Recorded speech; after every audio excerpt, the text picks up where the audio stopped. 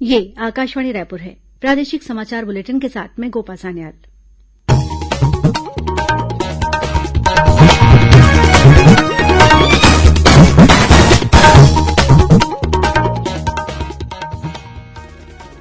और अब पेश है आज के मुख्य समाचार।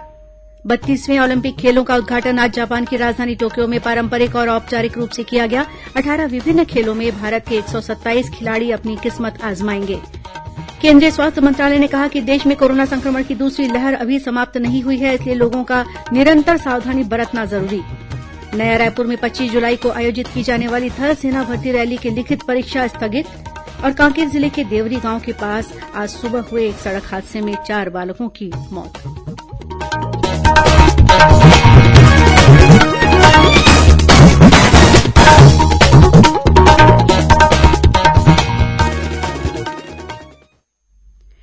श्रोताओं, 18 वर्ष से अधिक आयु वर्ग के लिए सरकारी केंद्रों पर निःशुल्क राष्ट्रव्यापी कोविड टीकाकरण अभियान जारी है। युवा श्रोताओं से हमारा आग्रह है कि स्वयं कोविड रोधी टीका लगवाएं और अन्य लोगों को भी इसके लिए प्रोत्साहित करें। कोविड स्वास्थ्य के लिए खतरा बना हुआ है, ऐसे में एहतियाती उपायों के पालन में कोताही न बरतें। जब तक आवश्यक न हो घर से बाहर न निकलें और 3 सरल उपायों का पालन करें। मास्क लगाएं, 2 गज की सुरक्षित दूरी बनाए रखें, बार बार हाथ धोएं और चेहरा साफ रखें। कोविड से संबंधित जानकारी और मार्गदर्शन के लिए राष्ट्रीय हेल्पलाइन काम कर रही है। छत्तीसगढ़ के लिए हेल्पलाइन नंबर है 104 और 0713-2235091। साथ ही राष्ट्रीय हेल्पलाइन नंबर है 1075। और अब समाचार विस्तार से। 32वें ओलंपिक खेलों का उद्घाटन आज जापान की राजधानी टोक्यो में पारंपरिक और औपचारिक रूप से किया जा रहा है। इस उद्घाटन समारोह में कोविड को ध्यान में रखते हुए 950 लोग ही हिस्सा ले रहे हैं, जिनमें खिलाड़ियों और अधिकारियों के अलावा अन्य गणमान्य नागरिक शामिल हैं। भारत की ओर से 6 बार की विश्व चैंपियन महिला मुक्केबाज MC मैरीकॉम और हॉकी टीम के कप्तान मनप्रीत सिंह उद्घाटन समारोह में भारत के ध्वजवाहक हैं। ओलंपिक में 18 विभिन्न खेलों में भारत के 127 खिलाड़ी अपनी किस्मत आजमाएंगे। इस बीच खेल मंत्री अनुराग सिंह ठाकुर ने कहा है कि आज से शुरू हुए टोक्यो ओलंपिक में 127 खिलाड़ियों का अब तक का सबसे बड़ा भारतीय दल हिस्सा ले रहा है और सरकार ने उन्हें पूरा समर्थन दिया है। टोक्यो ओलंपिक के उद्घाटन समारोह से पहले एथलीटों को उत्साहित करने के लिए नई दिल्ली में एक कार्यक्रम में भाग लेते हुए श्री ठाकुर ने कहा कि सभी भाग लेने वाले खिलाड़ियों को प्राथमिकता पर टीका लगाया गया था। वहीं आकाशवाणी, दूरदर्शन और डीडी स्पोर्ट्स चैनल ओलंपिक 2020 के आयोजनों का व्यापक रूप से प्रसारण करेंगे। ये प्रसारण आकाशवाणी और दूरदर्शन के डिजिटल प्लेटफॉर्म पर भी उपलब्ध होंगे। ओलंपिक खेलों का सीधा प्रसारण डीडी स्पोर्ट्स पर प्रतिदिन सुबह 5 बजे से शाम 7 बजे तक किया जाएगा। इस बीच टोक्यो ओलंपिक खेलों में भाग लेने वाले भारतीय खिलाड़ियों के उत्साहवर्धन के लिए बिलासपुर स्थित south eastern coalfield limited SECL कर्मी भी चीयर फॉर इंडिया मुहिम में शामिल हो रहे हैं। इसके तहत SECL के कंपनी मुख्यालय परिसर सहित आवासीय कॉलोनी में ओलंपिक कटआउट सजाकर रखे गए हैं, जहां से SECL कर्मी और उनके परिजन अपनी फोटो खींचकर सोशल मीडिया में हैशटैग कर आई चीयर्स फॉर इंडिया के साथ संदेश शेयर और टैग कर रहे हैं। केंद्रीय स्वास्थ्य मंत्रालय ने कहा है कि देश में कोरोना संक्रमण की दूसरी लहर अभी समाप्त नहीं हुई है, इसलिए लोगों को निरंतर सावधानी बरतने की आवश्यकता है। स्वास्थ्य मंत्रालय के संयुक्त सचिव लव अग्रवाल ने आज पत्र सूचना कार्यालय, आकाशवाणी और दूरदर्शन के अधिकारियों की एक कार्यशाला को संबोधित करते हुए कहा कि देश में प्रतिदिन सामने आने वाले कोरोना संक्रमण के नए मामले कम जरूर हुए हैं, लेकिन इस समय किसी भी तरह की लापरवाही बरतना खतरनाक साबित हो सकता है। उन्होंने कहा कि सार्वजनिक स्थानों पर कोविड अनुकूल व्यवहार जैसे मास्क पहनना, 2 गज की दूरी बनाए रखना और नियमित अंतराल में हाथों को धोते रहना आज भी उतना जरूरी है जितना पहले था। इसके अलावा उन्होंने एक बार फिर लोगों से अपील की है कि वे कोविड वैक्सीन जरूर लगवाएं और टीकाकरण के बाद भी सावधानियों को बरतना जारी रखें। साथ ही उन्होंने यह भी कहा है कि किसी को भी स्वयं में या अपने किसी परिजन में कोरोना संक्रमण के लक्षण दिखाई देते हैं तो तत्काल कोरोना जांच करवाएं। इससे समय पर इलाज शुरू हो सकेगा और स्वास्थ्य की स्थिति गंभीर नहीं होगी।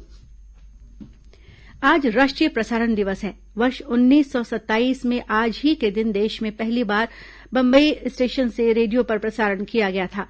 देश की लगभग पूरी आबादी और 99% से अधिक क्षेत्र तक आकाशवाणी की पहुंच है। आकाशवाणी ने इन दशकों में असाधारण उपलब्धियां हासिल की हैं। इनमें कई भाषाओं में प्रसारण और सामाजिक, आर्थिक तथा सांस्कृतिक विविधता जैसी श्रेणियों में सेवाएं शामिल हैं। इससे आकाशवाणी विश्व में सबसे बड़े प्रसारण संगठनों में से एक बन गया है। सूचना और प्रसारण मंत्री अनुराग ठाकुर ने राष्ट्रीय प्रसारण दिवस पर लोगों को बधाई दी है। एक ट्वीट में श्री ठाकुर ने कहा कि प्रभावी संचार माध्यम नागरिकों को सशक्त बनाता है। डॉक्टर आलोक कुमार चक्रवाल बिलासपुर स्थित गुरु घासीदास केंद्रीय विश्वविद्यालय के नए कुलपति नियुक्त किए गए हैं। भारत सरकार की ओर से इस संबंध में आदेश जारी किया गया है। डॉक्टर चक्रवाल गुरु घासीदास विश्वविद्यालय की कुलपति अंजिला गुप्ता का स्थान लेंगे। इससे पहले डॉक्टर आलोक सौराष्ट्र विश्वविद्यालय में प्रोफेसर के पद पर पदस्थ थे। 52 साल के डॉक्टर चक्रवाल का शिक्षण के क्षेत्र में 30 वर्षों का अनुभव है। उन्होंने शोध के क्षेत्र में भी करीब 3 दशक तक काम किया है। उन्हें स्वर्ण पदक के साथ अन्य कई अवार्ड भी मिले हैं। भारतीय थल सेना द्वारा रविवार 25 जुलाई को नया रायपुर स्थित कलिंगा विश्वविद्यालय में आयोजित की जाने वाली लिखित परीक्षा किन्हीं कारणों से स्थगित कर दी गई है। रोजगार कार्यालय के उप संचालक ने यह जानकारी थल सेना के भर्ती कार्यालय द्वारा जारी आदेश के हवाले से दी है। गौरतलब है कि पिछले दिनों थल सेना द्वारा दुर्ग में आयोजित भर्ती रैली में शारीरिक परीक्षा उत्तीर्ण करने वाले उम्मीदवारों के लिए 25 जुलाई को लिखित परीक्षा का आयोजन किया जाना था।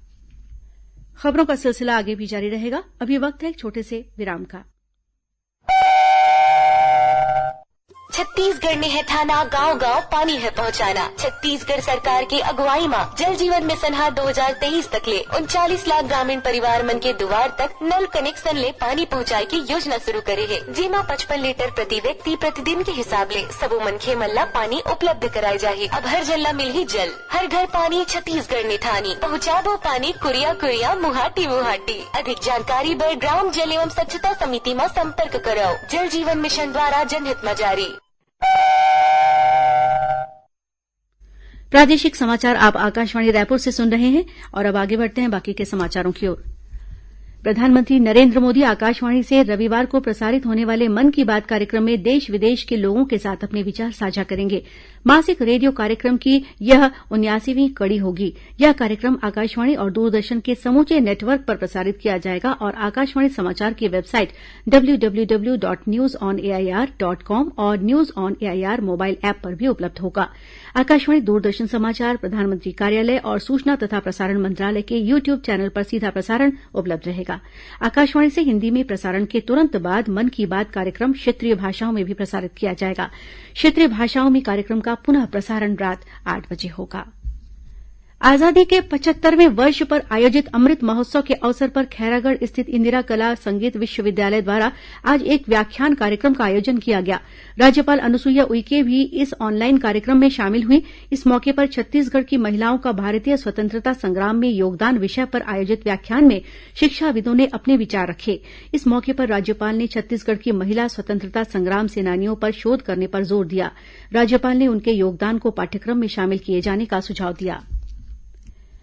मुख्यमंत्री भूपेश बघेल ने कहा है कि स्वतंत्रता संग्राम सेनानी और राजनेता स्वर्गीय बिसाहू दास महंत का पूरा जीवन सेवा के लिए समर्पित रहा। श्री महंत की पुण्यतिथि के मौके पर मुख्यमंत्री ने आज रायपुर स्थित अपने निवास कार्यालय में उन्हें श्रद्धांजलि अर्पित की। इस अवसर पर श्री बघेल ने कहा कि स्वर्गीय महंत ने अविभाजित मध्यप्रदेश में विधायक और मंत्री के रूप में क्षेत्र के विकास के लिए सराहनीय कार्य किया। श्रद्धांजलि कार्यक्रम में वन मंत्री मोहम्मद अकबर भी उपस्थित थे।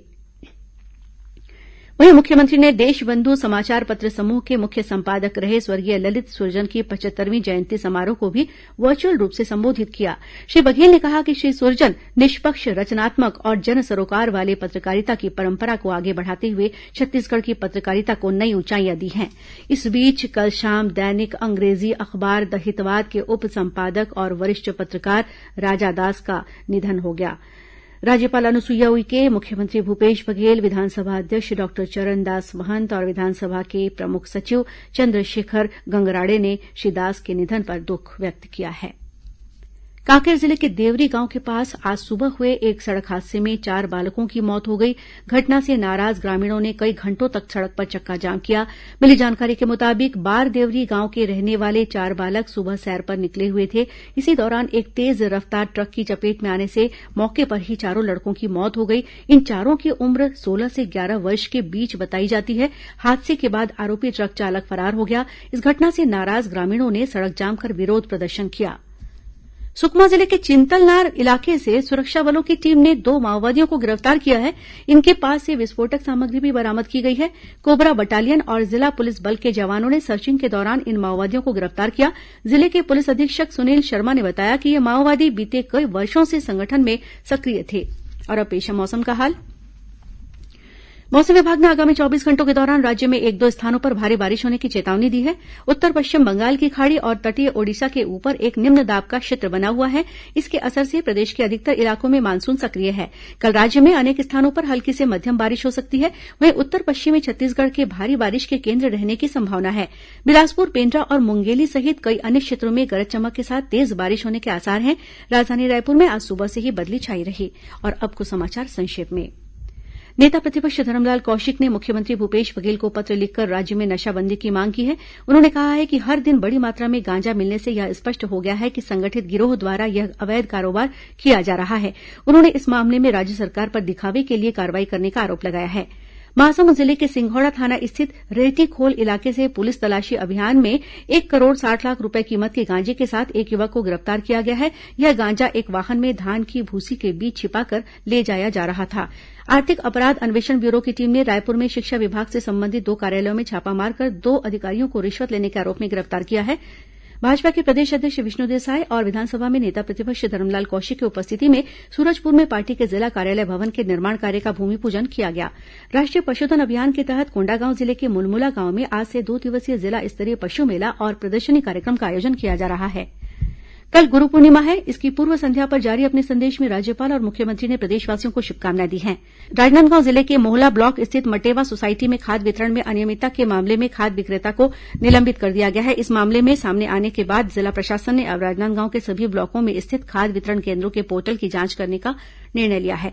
और दुर्ग और भिलाई क्षेत्र में पुलिस विभाग की टीम ने कबाड़ के गोदामों पर छापामार कार्रवाई कर अवैध रूप से रखा गया लाखों रूपये का सामान बरामद किया है। और अब अंत में मुख्य समाचार एक बार फिर। 32वें ओलंपिक खेलों का उद्घाटन आज जापान की राजधानी टोक्यो में पारंपरिक और औपचारिक रूप से किया गया। 18 विभिन्न खेलों में भारत के 127 खिलाड़ी अपनी किस्मत आजमाएंगे। केंद्रीय स्वास्थ्य मंत्रालय ने कहा कि देश में कोरोना संक्रमण की दूसरी लहर अभी समाप्त नहीं हुई है, इसलिए लोगों का निरंतर सावधानी बरतना जरूरी। नया रायपुर में 25 जुलाई को आयोजित की जाने वाली थल सेना भर्ती रैली की लिखित परीक्षा स्थगित। और कांकेर जिले के देवरी गांव के पास आज सुबह हुए एक सड़क हादसे में 4 बालकों की मौत। और इसी के साथ प्रादेशिक समाचार बुलेटिन यहीं समाप्त हुआ। नमस्कार।